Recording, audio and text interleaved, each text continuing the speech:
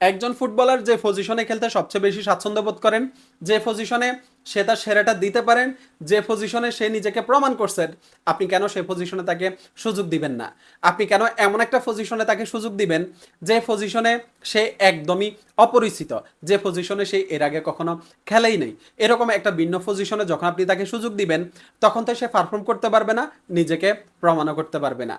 বলতেছি সেলসির Argentine young defender Aaron আনসেলমিনোর কথা। Aaron আনসেলমিনো একজন রাইট ফুটেড সেন্টার ব্যাক, মানে হচ্ছে ডিফেন্সের রাইট সাইডে সে খেলে, রাইট ফুটেড ডিফেন্ডার।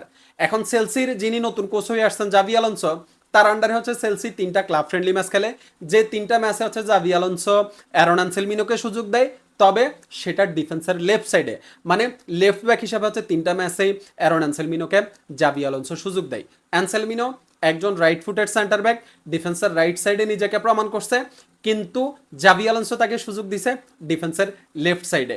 দেখেন অ্যানসেলমিনোকে গত সিজনে হচ্ছে সেলসি ব্রুশিয়া ডটমুন্ডের কাছে লোনে পাঠায়, এবং ব্রুশিয়া ডটমুন্ডেই কিন্তু অ্যারন আনসেলমিনো যে কয়টা ম্যাচে মাঠে নামছে, প্রত্যেকটা ম্যাচে 3 ম্যান ব্যাকলাইনে ডিফেন্সের রাইট সাইডে নিজেকে প্রমাণ করছে।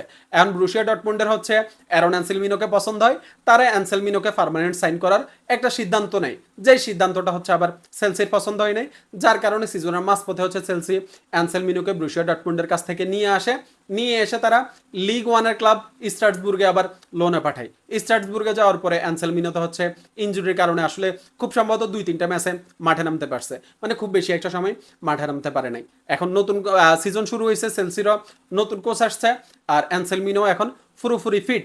3টা ম্যাচে অ্যানসেলমিনো মাঠে নামছে সেলসির হয়ে, এবং 3টা ম্যাচে হচ্ছে সে ডিফেন্সের লেফট সাইডে সুযোগ পাইছে।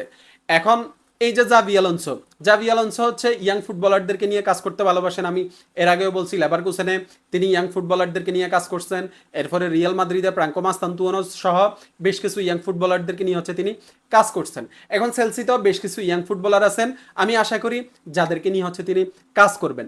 এখন অ্যানসেলমিনো একজন রাইট ফুটেড সেন্টার ব্যাক, ডিফেন্সের রাইট সাইডে হচ্ছে সে পারফর্ম করছে, নিজেকে প্রমাণ করছে, কিন্তু আপনি যদি তাকে ডিফেন্সের লেফট সাইডে সুযোগ দেন, একজন লেফট ব্যাক হিসেবে যদি তাকে সুযোগ দেন, তাহলে তো সে পারফর্ম করতে পারবে না, নিজেকে প্রমাণও করতে পারবে না।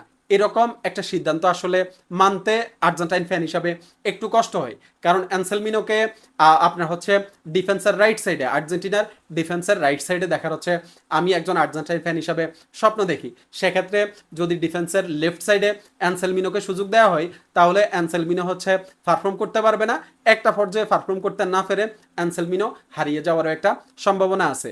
জাভি আলোনসোর প্রতি রিকোয়েস্ট, যদিও আমার রিকোয়েস্টে জাভি আলোনসোর পর্যন্ত যাবে না, তারপরেও রিকোয়েস্ট যে অ্যানসেলমিনোকে যেন ডিফেন্সের রাইট সাইডে সুযোগ দেওয়া হয়।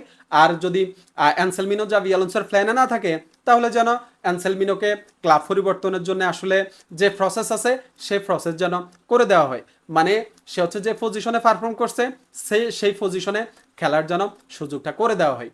জাভি আলোনসোর প্রতি অবশ্যই এই রিকোয়েস্টটা থাকলো। আর অ্যানসেলমিনো আসলে ডিফেন্সের রাইট সাইডে সে নিজেকে প্রুভ করছে, আশা করি সামনেও যদি সুযোগ পায়, তাহলে এই পজিশনটাতে সে নিজেকে প্রুভ করবে। শুভকামনা থাকলো অ্যানসেলমিনোর জন্য।